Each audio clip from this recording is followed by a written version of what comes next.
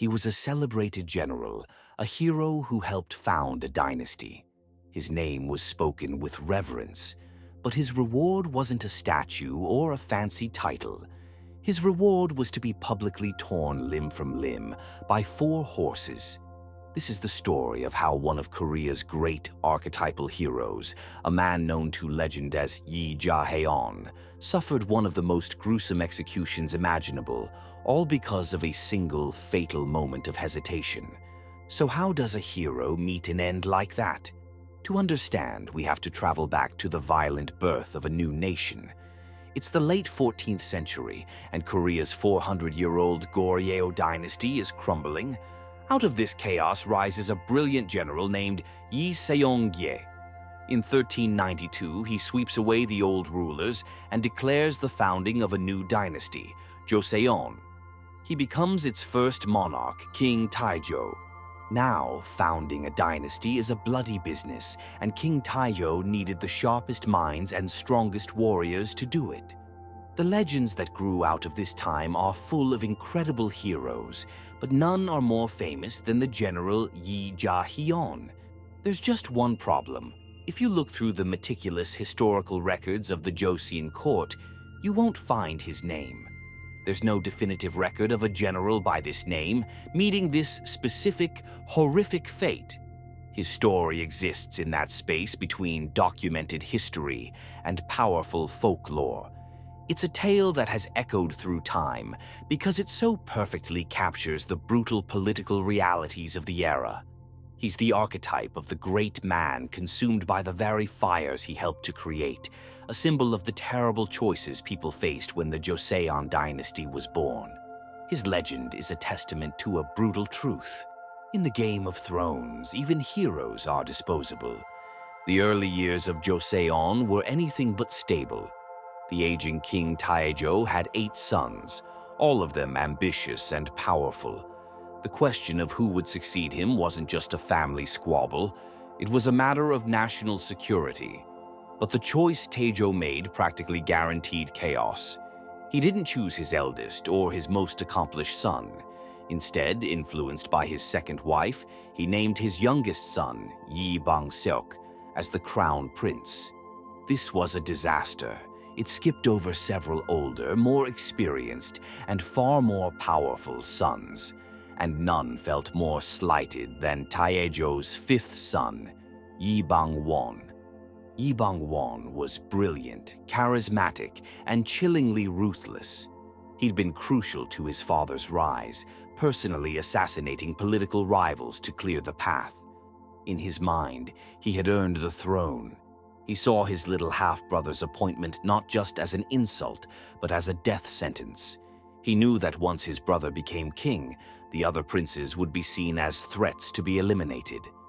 Yi Bang-won was a predator, and he decided to strike first. This is the deadly political stage where the legend of General Yi Ja-heon plays out. The story casts him as one of the most respected military men in the kingdom, a patriot whose loyalty was to the nation and its founder, King Taejo. He was a soldier, not a politician, a man who stood for honor and stability. Meanwhile, the capital city, Hanyang, what we now call Seoul, was a snake pit of conspiracies. Yi Bang-won was gathering his private army. On the other side, the official government, led by the chief state counselor Jong Do-jeon, controlled the state military and backed the young crown prince. Jong Do-jeon was the architect of the new government, and he and Yi Bang-won despised each other. They had completely different ideas about how the kingdom should be run. Jong believed power should lie with ministers, while Yi Bang-won was convinced a king needed absolute power to stop the country from tearing itself apart. Every official and every general had to ask themselves a terrifying question. Where do my loyalties lie? With the king and his chosen heir? Or with the ambitious prince who seemed to hold all the real power? For a man like the legendary General Yi Ja-heon, this was an impossible choice. He was caught between his oath to the crown and the raw momentum of a prince who would let nothing stand in his way. In 1398, those simmering tensions finally boiled over into the first strife of princes. Yi Bang-won launched a preemptive coup, and it was as bloody as it was decisive. He wasn't just aiming for power, he was aiming to annihilate his opposition. He threw a party for his key political rivals. It was a trap. As they arrived, they were cut down by assassins. His main target was Jong Do-jeon, the powerful minister who had backed the young crown prince. Yi Bang-won's soldiers stormed Jong's home and unceremoniously executed him. After taking out the head of government, his forces went to the palace. They hunted down and killed two of his youngest half-brothers, including the teenage crown prince, Yi Bang-seok. In a single night of shocking violence, Yi Bang-won had decapitated the government and eliminated his rivals. It's in this chaotic, bloody night that the legend of Yi Ja-heon's fatal mistake takes place. As a top general, his support was critical. According to the tale, as the coup kicked off, messengers from Prince Yi Bang-won arrived at the general's home with a simple, brutal demand: "Join us, or you're an enemy." This was the moment that would define the rest of his very short life. The story goes that Yi Ja-heon was a man of principle. His loyalty was to the sitting king and the official government. He couldn't just betray his oath and join a rebellion. But he was also a pragmatist. He saw the sheer ferocity of the prince's attack and knew that resisting was probably suicide. He could see that Yi Bang-won was winning, and winning decisively. So, he hesitated.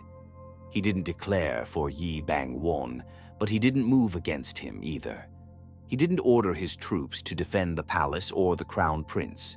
He chose to wait, hoping to see which way the wind was blowing before he made his move.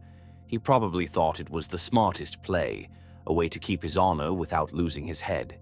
He was dead wrong. In the mind of a man like Yi Bang-won, there's no such thing as neutral.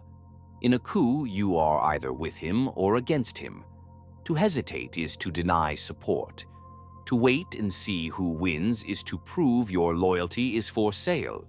For Yi Bang-won, who was risking everything in one violent gamble, anyone who wouldn't stand with him was a future threat. The general's attempt at a safe middle path was seen as the ultimate betrayal. While Yi Ja-heon waited for the dust to settle, the prince who was kicking up that dust had already marked him for death. This single moment of indecision would, according to the legend, lead to one of history's most horrific punishments.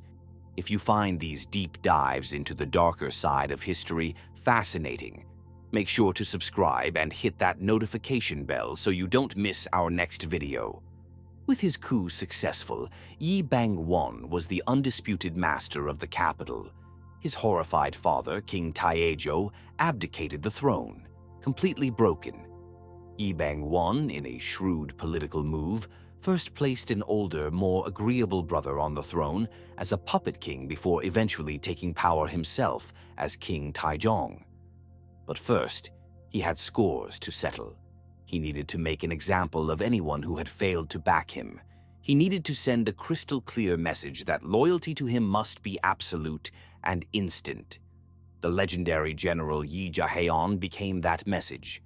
The sentence handed down, as the story goes, was death by geoyeol. While this form of execution existed in the penal codes of the time, reserved for high treason, its use was rare, and there is no official record of it being used on a founding general. It literally meant being torn apart by a vehicle, in this case, horses. The point of geoyeol wasn't just to kill someone, it was to obliterate their body, deny them a proper burial, and bring ultimate shame upon their family. It was pure, gruesome political theater. The legend paints a grim picture of the execution at Seoul's West Gate, staged for all to see. A large wooden platform was built with a sign that read, "So ends treason." General Yi Ja-heon was paraded through the streets, stripped of his titles, now just a condemned man. On the platform, 4 powerful horses were waiting. The crowd watched in silence. This was the man who had been their hero, a founder of their nation, now brought to this. The executioners tied ropes to the general's wrists and ankles and tied the other ends to the horses.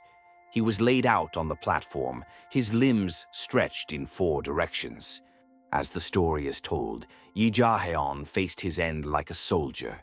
He didn't beg or cry. He just stared at the sky, perhaps thinking about the path that led him from the peak of glory to this horrifying end. Then the signal was given. The whips cracked and the 4 horses surged forward. The strain on his body would have been instantaneous and agonizing, joints dislocating, muscles and sinew tearing. In a final, horrific moment, his limbs were ripped from his torso. The hero was gone. In his place was a mangled ruin, a bloody testament to the price of hesitation. The message had been sent. Prince Yi Bang-won, the future King Taejong, had just shown everyone the cost of failing to choose his side. He had used the body of a legendary hero to write the first law of his new order: absolute loyalty or complete annihilation. The legendary execution of Yi Ja-heon, whether it happened as told or not, perfectly symbolizes the brutal reality of Yi Bang-won's rise. The first strife of princes was just the beginning. After installing his brother as a puppet king, Yi Bang-won crushed another rebellion from a different brother in the second strife of princes. He proved, once again, that he was the only one ruthless enough to hold the kingdom together. In 1400, Yi Bang-won finally took the throne he'd spilled so much blood for, becoming King Taejong, the 3rd king of Joseon. His reign was defined by that same chilling philosophy. He spent the next 18 years purging any potential threat. He executed his own wife's 4 brothers just to keep her family from gaining too much power. He killed or exiled many of the men who had helped him seize the throne in the first place, paranoid they might turn on him. His rule was a masterclass in consolidating power, built on a foundation of blood and fear. And here's the great irony. King Taejong's brutal reign was also incredibly effective. He abolished the private armies of the nobles, making sure no one could challenge the throne like he had. He reformed the tax system, doubling the national income. He created the strong, centralized government he had always envisioned, where all power flowed directly from the king. In a way, King Taejong was the janitor of the revolution. His father was the visionary, but it was Taejong who did the dirty, bloody work of cleaning house and cementing the dynasty's power so firmly that it would last for the next 500 years. He was feared for good reason, but his actions created the stability that allowed his son, King Sejong the Great, to usher in a golden age for Korea. The legend of Yi Ja-heon's horrific end serves as the perfect emblem for this. The story, true or not, represents the death of the old guard, the heroes of the rebellion who became liabilities in peacetime politics. It illustrates the dawn of a new kind of power in Joseon, centralized, absolute, and totally unforgiving. The message sent from that legendary execution platform echoed through Taejong's entire reign. The kingdom belongs to the king, and the king alone. When we look back at history, some stories are built from hard facts, and others from powerful legends. The tale of General Yi Ja-heon is one of those legends, born from the violent birth of Korea's Joseon Dynasty. We can't find his name or his specific gruesome fate in the official records, but the story has survived for a reason. It tells a deeper truth about power. It's a story that shows how the very qualities that make a hero, honor, loyalty, principle, can become fatal weaknesses when the rules suddenly change. The archetypal Yi Ja-heon was a man built for winning a war, not for navigating the viper's nest of politics that followed. His tale is a chilling cautionary lesson about the cold math of ambitious rulers, where loyalty only counts if it's absolute and immediate. The man who, in this legend, ordered his death, Yi Bang-won, became King Taejong, one of the most important and most terrifying kings in Korean history. The story of Yi Ja-heon's execution by geoyeol is the ultimate symbol of his reign, a visceral reminder that the foundations of great empires are often cemented with the blood of good men. It shows us that history isn't just shaped by heroes, but also by the monsters willing to do what heroes won't. The story of Yi Ja-heon, whether fact or folklore, is a chilling reminder that the foundations of empires are often built with blood and betrayal. What do you think is more powerful, a documented historical fact or a legend that captures the emotional truth of an era? Let us know your thoughts in the comments below. And don't forget to like and subscribe for more stories from the darkest chapters of history.